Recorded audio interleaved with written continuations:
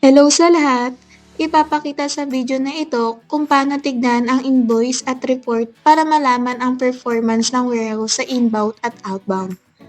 Makikita rin dito ang buod ng bilang ng merchant SKU na pumasok at lumabas. Piliin lamang ang warehouse at oras o petsa para maipakita ang data.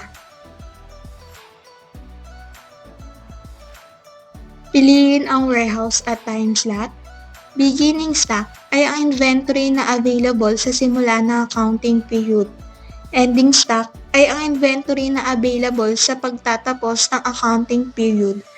Maari mong tignan ang kabuang bilang ng inbound o outbound sa merchant SKU ng stock-in or stock-out na data.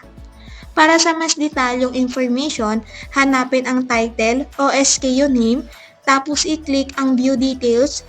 Kapag na-click mo ito, makikita mo ang daily data.